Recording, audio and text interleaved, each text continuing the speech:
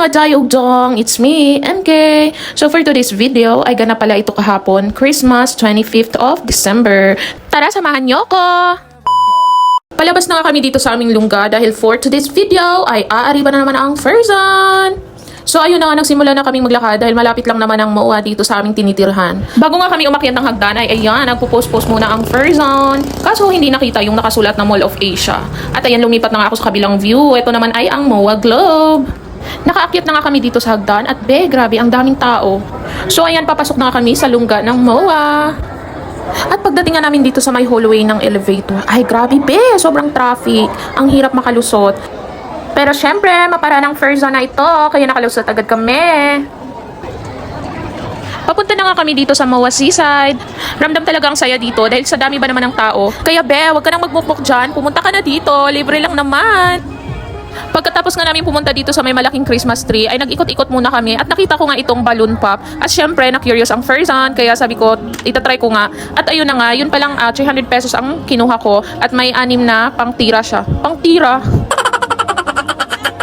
At ayun nga, nakapop nga ako ng isang balon. At yung asawa ko naman ay isa din. Kaya nabigyan kami ng premyo. Ito nga ang premyo, keychain stuffed toy.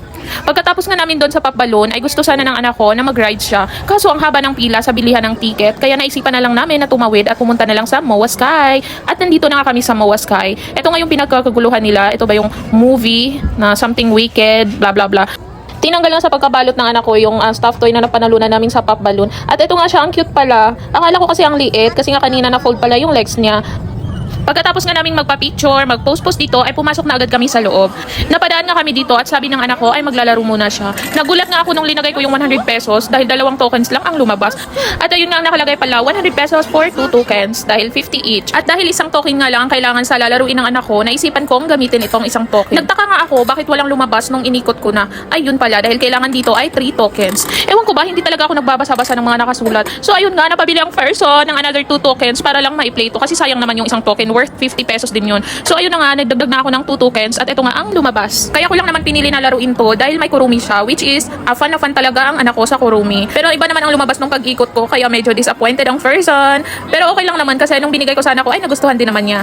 Pagkatapos nga maglaro ng anak ko ay pumunta na kami dito sa food hall para bumili ng halo-halo. Kaso sabi nung staff ay 30 minutes waiting daw. Nung time na ito is around 6:45 na. Tapos yung fireworks ay 7 PM, which is yun talaga yung pakay namin dito na manood ng fireworks. So ayun nga, hindi na lang muna kami bumili at bumalik na ulit kami dito sa MOA Sky. Maya-maya nga ay ayan na yung fireworks. Ayan, samahan nyo ko manood.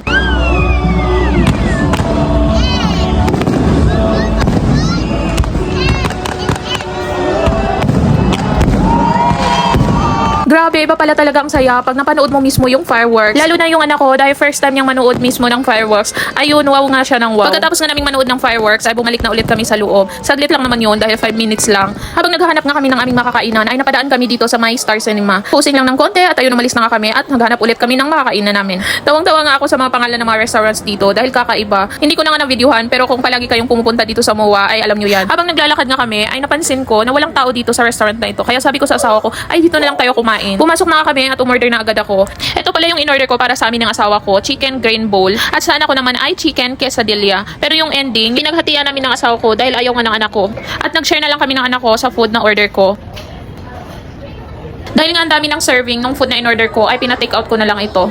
Pagkatapos ay pauwi na nga kami nito, naglakad lang pala kami dahil malapit lang naman talaga yung tirahan namin dito. At exercise na rin dahil nung nakaraan, nag-book kami ng Grab. Ay sobrang tagal, mahigit 30 minuto din. So ayun na nga, sobrang lapit lang naman yung tirahan namin. Siguro mga about 3 to 5 minutes lang kapag lalakarin. So ayun lang muna for today's video. Kapag nagustuhan mo ang video na to, please like and share. Thank you for watching!